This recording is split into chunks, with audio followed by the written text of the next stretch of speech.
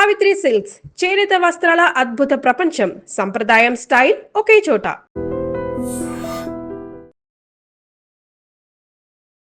Welcome to iDream media. నేను మీ రొద్దం శ్రీనివాస్. ఇవాళ మన గెస్టు పేకేటి ప్రసాద్ గారు ఉన్నారు. ఆయన జియో పొలిటికల్ అనలిస్టు.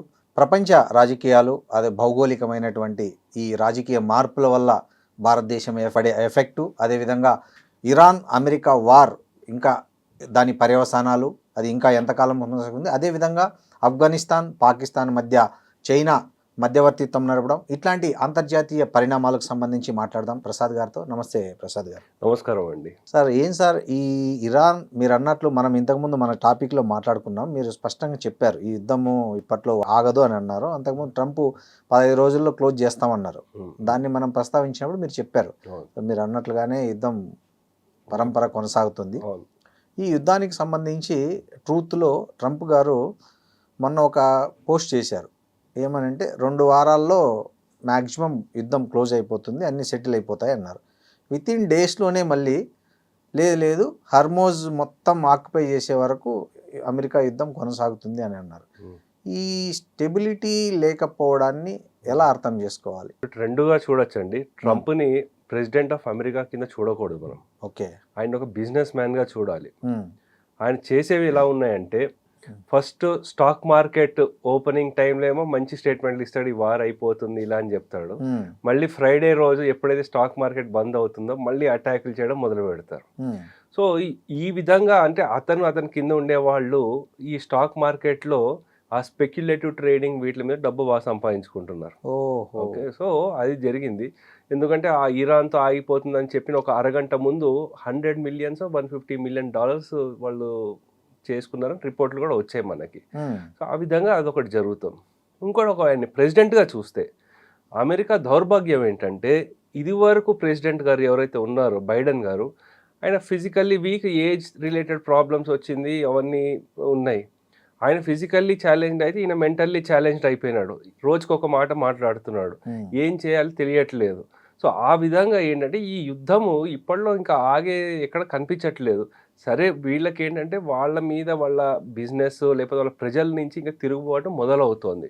మన ఇప్పటి వరకు ట్రంప్ కానివ్వండి, బెంజమిన్ నేతన్యాహు కానివ్వండి, ఏమని మెసేజ్ పెట్టేవాళ్ళు అంటే, to the people of Iranian we will free you from this regime ఇలా అని పెట్టారు.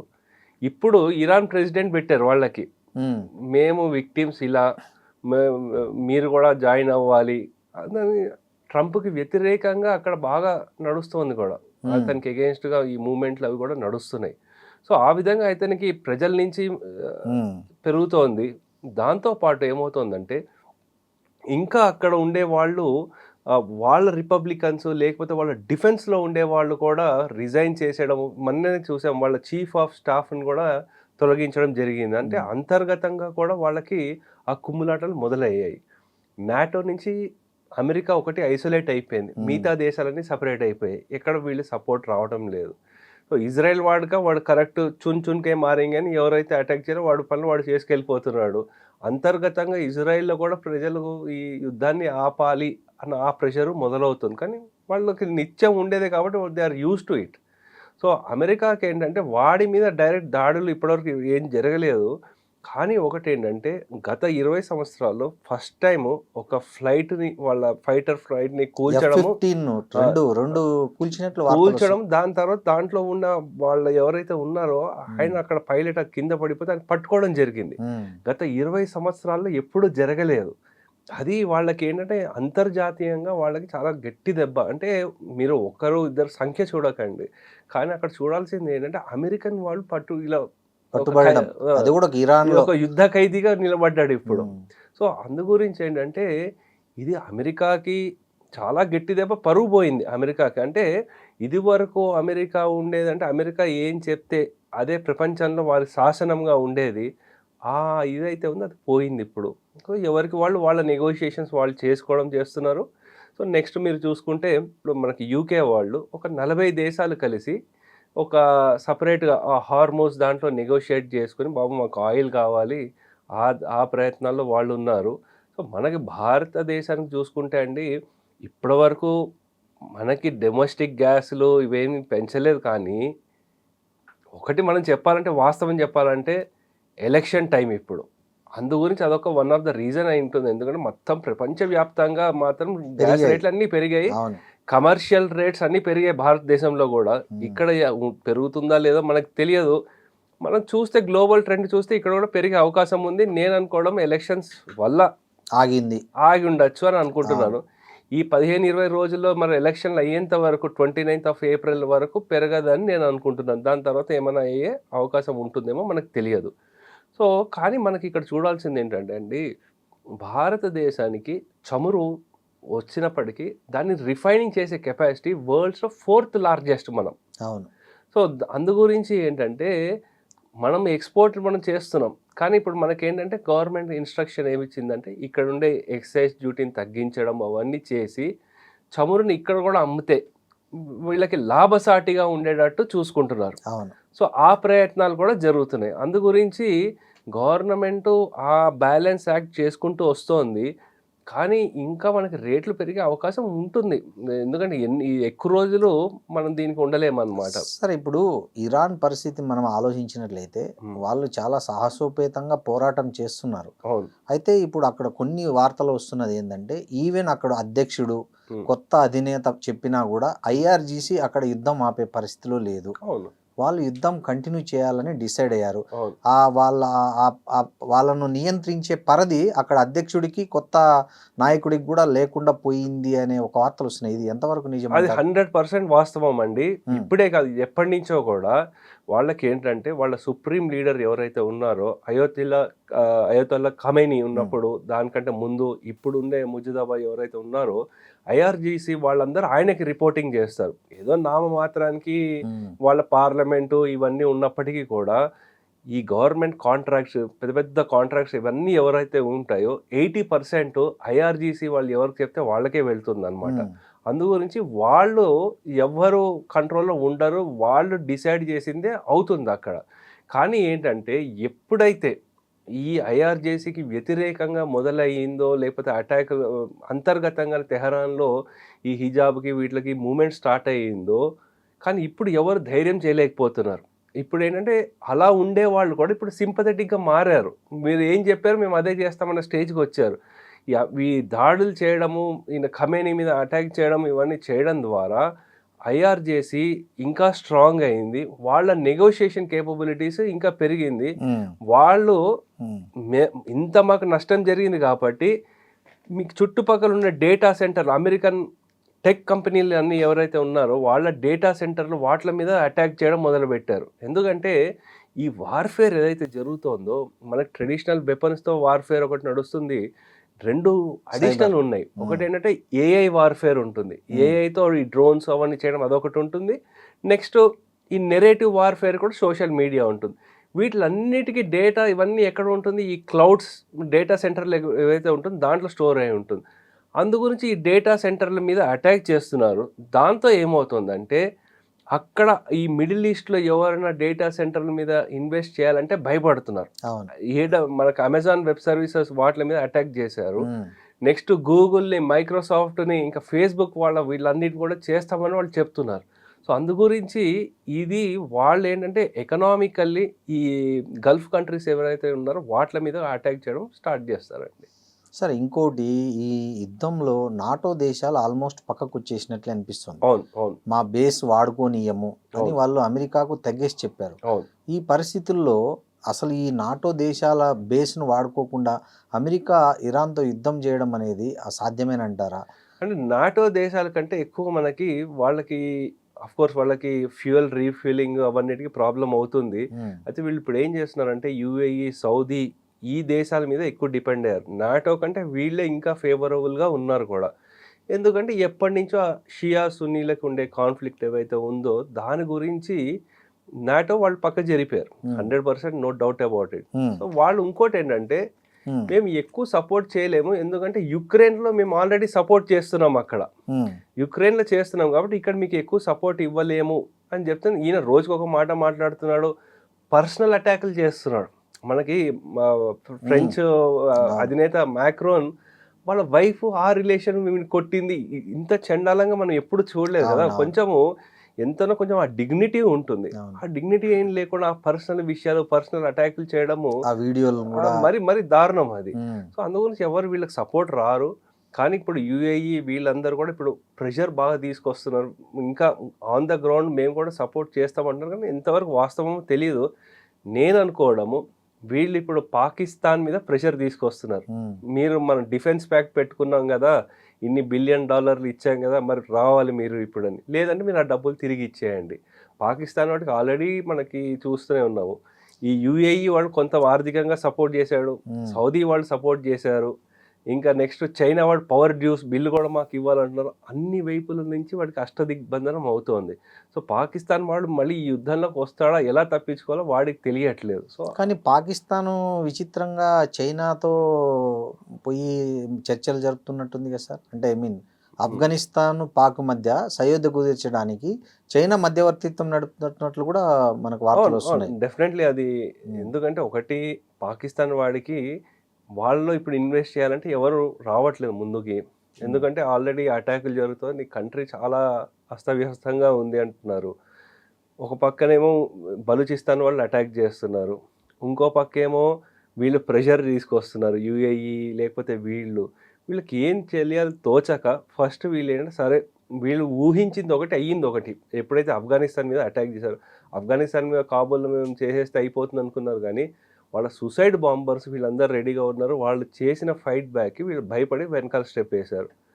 ఆఫ్ఘనిస్తాన్ వాళ్ళకి ఏంటంటే చైనా దగ్గర నుంచి సపోర్ట్ తీసుకుని సరే ఇక్కడ కాబూలు ఈ ప్రదేశాల్లో ఎక్కడైతే అటాక్ చేశారో హాస్పిటల్స్ వీటిని అది కూడా కొంచెం రికవర్ అయ్యే సమయం తీసుకున్నారు. కానీ కొన్ని దశాబ్దాలుగా అక్కడ నుండి ఆఫ్ఘనిస్తాన్ వాళ్ళు పాకిస్తాన్ వాళ్ళు నమ్మట్లేదు. ఆ నమ్మకం లేదు వాళ్ళకి. ఒక్కో ఉదాహరణ చెప్పాలంటే ఒక మంచి తాలిబాన్ లీడర్ ఎవరైతే ఉన్నారో ఎప్పుడైతే ఆఫ్ఘనిస్తాన్ పైన యుఎస్ అటాక్ చేసిందో 10 సంవత్సరాలు అయిపోయిన తర్వాత నెగోషియేట్ చేయడానికి అతను జెన్యూన్ కాజ్తో పాకిస్తాన్ వస్తే అతన్ని హౌస్ అరెస్ట్ చేసి 8 ఏళ్ళు 9 ఏళ్ళు అట్లా ఉంచినారు. అందుగురించి పాకిస్తాన్ అయితే వాళ్ళు చచ్చినా నమ్మరు. ఇదంతా ఏంటంటే తాత్కాలికంగా కొంచెం అది నడుస్తుంది అంతే.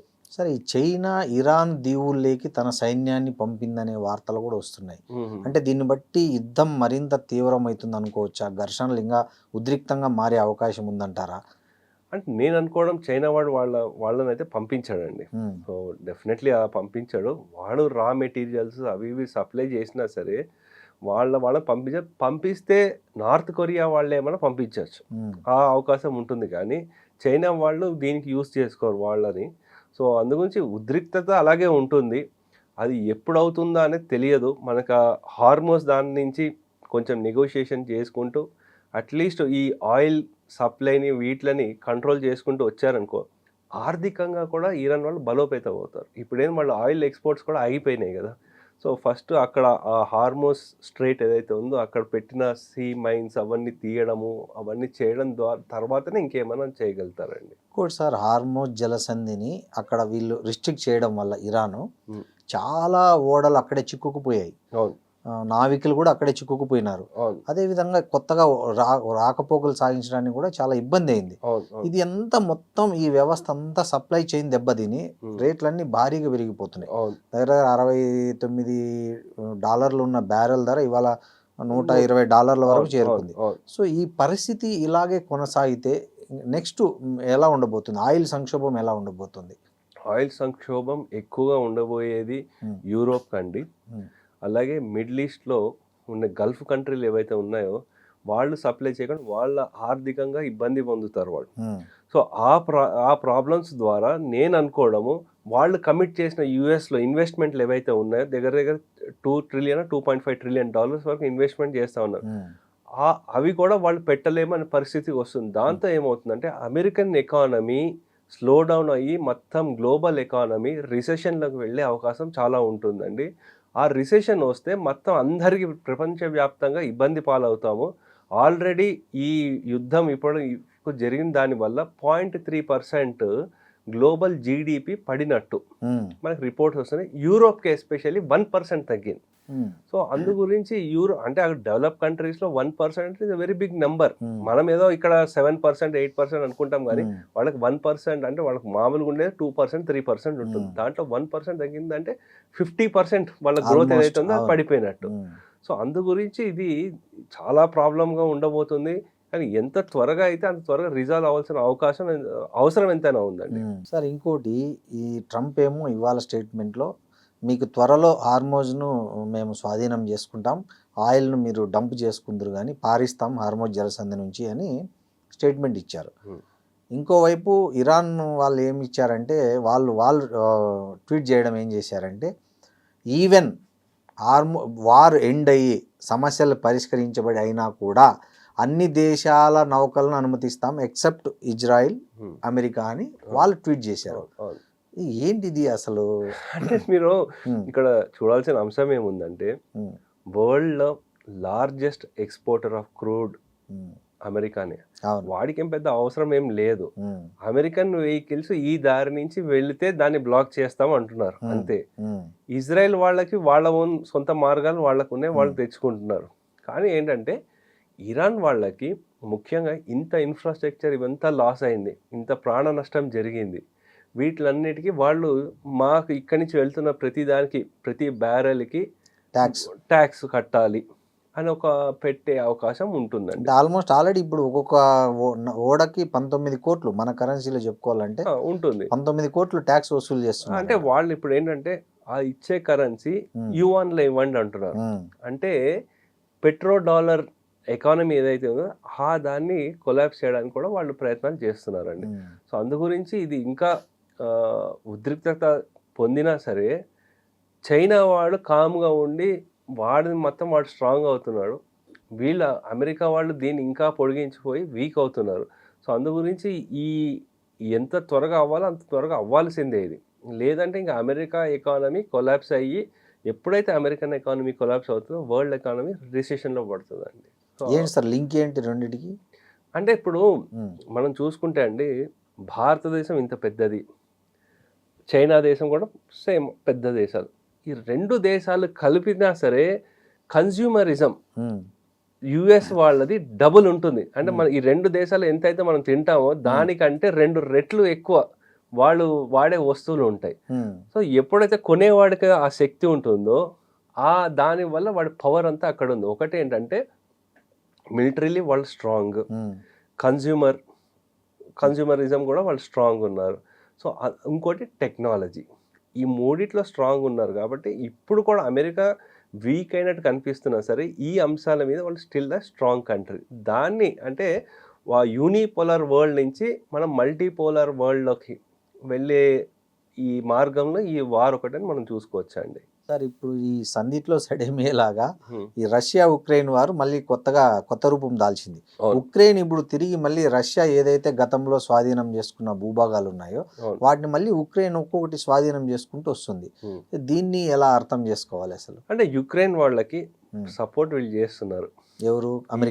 అమెరికా కంటే యూరోపియన్ యూనియన్ వీళ్ళు సపోర్ట్ చేస్తున్నారు. సో అది 400 స్క్వేర్ కిలోమీటర్స్ వరకు వాళ్ళు స్వాధీనం చేసుకోగలిగారు. సో దాంతో వాళ్ళు ఏంటంటే ఇంకా స్టేబుల్ అయింది అక్కడ. ఇది ఇంకా వారు ఇంకా కొనసాగుతుంది. అయితే ఇప్పుడు 450 స్క్వేర్ కిలోమీటర్ల వరకు వాళ్ళు స్వాధీనం చేసుకున్నప్పటికీ కూడా వీళ్ళకి ఎకానమీ పెరుగుతోంది, జీడిపి రష్యా వాళ్ళకి. కానీ ఎవ్వరు గమనించింది ఏంటంటే దగ్గర 4 సంవత్సరాలు అయిపోయి 5వ సంవత్సరంలో యుద్ధం వెళ్తుంటే దగ్గర ఒక 20 లక్షల మంది ప్రాణాలు కోల్పోయారు. దాన్ని ఎవ్వరూ పరిగణించటం లేదు. అది ఆ ప్రాణ నష్టానికి వాల్యూ ఎవరు కట్టగలుగుతారు?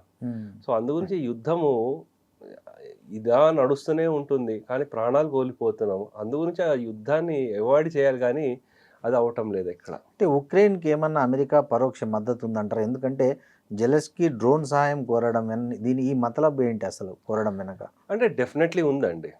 ఎందుకంటే అమెరికా కంటే వీళ్ళ ఇండస్ట్రీ ఏదైతే ఉందో వాళ్ళు సపోర్ట్ చేస్తున్నారు, అది నడుస్తోంది. వాళ్ళ డిఫెన్స్ ఇండస్ట్రీ ఇప్పుడు జెలెన్స్కీని, ఎందుకంటే వీళ్ళు డ్రోన్ అటాక్లు చేస్తున్నారు, డ్రోన్ మిజైల్స్తోనే ఇరాన్ వాళ్ళు అటాక్ చేస్తున్నారు. సో అందు గురించి ఆ సపోర్ట్ అడుగుతున్నారు. సో అది మనకి డెఫినెట్లీ ఉంది. సో దానికి వాడు కూడా ఎన్కాష్ చేసుకోవాలని వాడు జెలెన్స్కీ చూస్తున్నాడు. ఇంకోటి సార్, ఈ అమెరికా తన యుద్ధ నౌకల్ని వెనక్కి పిలిపించడాన్ని ఎలా అర్థం చేసుకోవాలంటే, ఇది ఇరాన్కు కలిసి వచ్చింది అనుకోవాలా, లేకపోతే అమెరికా ఇంకేదైనా పెద్ద ప్లాన్లో ఉండి ఈ వ్యూహం అమలు చేసిందంట? అంటే వాళ్ళు ఎకానమీ దాన్ని డౌన్ చేద్దాం అంటే దానికి కాస్ట్ ఏదైతే అవుతుందో దాన్ని రిడక్షన్ చేద్దామని చూస్తున్నారు. సో ఆ దాంట్లో మనం ఒకటిగా చూడొచ్చండి దీన్ని. దీంట్లో మన భారతదేశం ఇంత క్రైసిస్ ఉంది కదా, ఈ క్రైసిస్లో మన భారతదేశం ఎదుర్కోబోయే మున్ముందు ఈ సవాళ్ళు ఏంటి, దీన్ని అధిగమించడానికి భారతదేశం వద్ద ఉన్న అస్త్రాలు ఏంటి అసలు? అంటే భారతదేశానికి మనం ఏం చేయకపోవడమే మంచి స్టెప్. దాని గురించి మన కాంగ్రెస్లో కొంతమంది నాయకులు, శశి థరూర్ వీళ్ళందరూ కూడా చెప్తున్నారు.